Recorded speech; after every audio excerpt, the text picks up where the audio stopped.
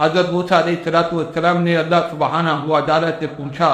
کہ اے باری تعالیٰ، جب آپ اپنے بندوں سے راضی ہوتے ہیں، خوش ہوتے ہیں، تو اس کی کیا نشانی ہے؟ تو اللہ تعالیٰ نے ارشاد فرمایا کہ اے موسیٰ، اس کی 4 نشانی ہیں۔ جب میں اپنے بندوں سے راضی ہوتا ہوں، خوش ہوتا ہوں، تو جب اس کو بارش کی ضرورت ہوتی ہے میں بارش کو برسا دیتا ہوں، اور جب بارش کی ضرورت نہیں ہوتی ہے تو میں اس کو روک لیتا ہوں، اور ان کا جو مال ہے وہ میں ایسے سخی لوگوں کے حوالے کرتا ہوں جو غریبوں پر خرچ کرتے ہیں، اور ان کی جو حکومت ہے وہ ایسے بادشاہوں کے حوالے کرتا ہوں جو انصاف کرتے ہیں۔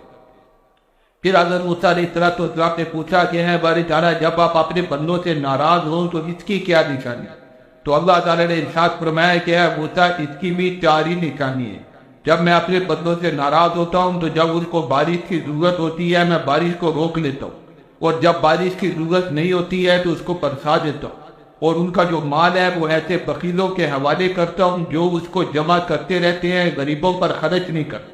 اور ان کی جو حکومت ہے وہ ایسے بادشاہوں کے حوالے کرتا ہوں جو ظلم کرتے ہیں، انصاف نہیں کرتے۔ تو میرے بھائیو، حالات جو آتے ہیں وہ اعمال کی وجہ سے آتے ہیں، یہاں تک کہ حکمران جو طے ہوتے ہیں وہ بھی اعمال کی وجہ سے طے ہوتے ہیں۔ حضور صلی اللہ علیہ وسلم کا ارشاد ہے، اعمالکم اموالکم، کہ تمہارے جو اعمال ہیں یہ تمہارے بادشاہ ہیں، یعنی اگر تمہارے اعمال اچھے ہیں تو پھر تمہارے بادشاہ بھی اچھے ہیں، اور اگر تمہارے اعمال بگڑ جائیں گے تو پھر تمہارے بادشاہ بھی بگڑ جائیں گے۔ حدیث قدسی میں اللہ سبحانہ و تعالیٰ ارشاد فرماتے ہیں، انا اللہ لا الہ الا انا، میں ہی اللہ ہوں، میرے سوا کوئی معبود نہیں۔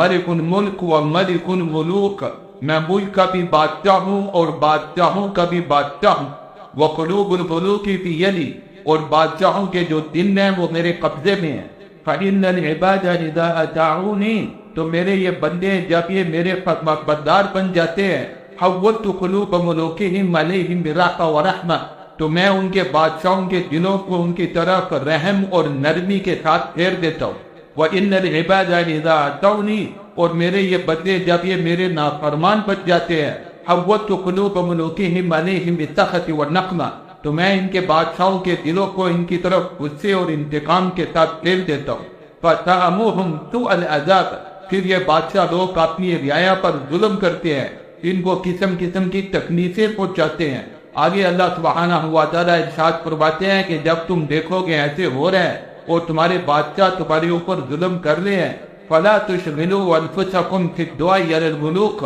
تو اپنے آپ کو اس بات میں مشغول نہ کرو کہ تم اس بادشاہوں کو برا بلا کہو، ان حکمرانوں کو گالیاں دو۔ ولکن اشغلوا انفسکم فی ذکری و تقربی، بلکہ تم اپنے آپ کو میری یاد میں اور میرے احکامات کو پورا کرنے کے ذریعے سے میرا قرب حاصل کرنے پہ مشغول کرو۔ اکفیکم ملوککم، ان بادشاہوں سے تو میں خود ہی نمٹ لوں گا۔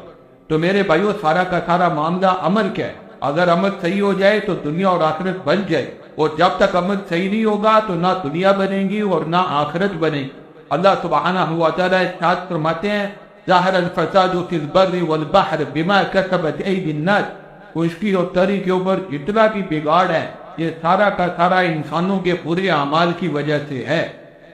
اس آیت کی تفسیر میں مفسرین نے لکھا ہے کہ جب حضرت آدم علیہ السلام کو جنت سے دنیا کی طرف بھیجا گیا تو اس وقت ساری کی ساری دنیا سرسبز اور خوشنما تھی، اور جتنے درخت تھے ان سب درختوں کے اوپر پھل تھے، کوئی ایسا درخت نہیں تھا جو پھلدار نہ ہو، اور سمندر کا جو پانی تھا وہ میٹھا تھا، اور جانور ایک دوسرے کے اوپر حملہ نہیں کرتے تھے۔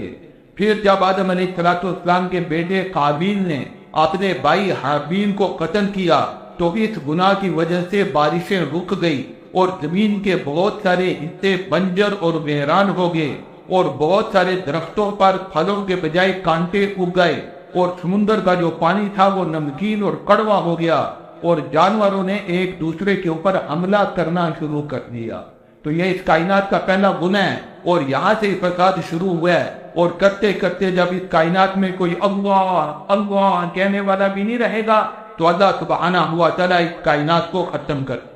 تو میرے بھائیو، معاملہ سارا کا سارا عمل کیا ہے؟ اگر عمل صحیح ہے دنیا بھی بنے گی، آخرت بھی بنے گی۔ اور میرے بھائیو، اصل زندگی آخرت کی ہے، دنیا تو جیسی بھی ہے گزر جائے گی، اصل ہے کہ آخرت بن جائے، اور آخرت کا بننا جو ہے وہ عمل کے ساتھ جڑا ہوا ہے۔ دنیا کے اندر تو آدمی کو بعض دفعہ دھوکہ بھی لگ جاتا ہے کہ ایک آدمی ہے اس کا عمل بالکل بگڑا ہوا ہے، لیکن وہ جو ہے نا بہت بڑا اس کو وعدہ ملا ہوا ہے، بڑا اس کو مان ملا ہوا ہے اور بظاہر بڑی اچھی زندگی گزار رہا ہے۔ یہ اللہ کی طرف سے پکڑ ہوتی ہے اور پھر اللہ تعالیٰ اچانک اس کو پکڑتے ہیں اور دنیا کے اس کے سارے مزے بھی ختم ہو جاتے ہیں اور آخرت اس کی ہمیشہ کے لیے برباد ہو جاتی ہے۔ جس شخص کے ساتھ اللہ تعالیٰ خیر کا ارادہ کرتے ہیں تو دنیا کے طرف اس کے گناہوں پر اس کو ڈیل نہیں دیتے، بلکہ تکلیفیں بیچ کر اس کا رخ توبہ اور استغفار کی طرف کرتے ہیں تاکہ وہ دنیا کے اندر بھی کامیاب ہو جائے اور آخرت کی مصیبتوں سے بھی بچ جائے۔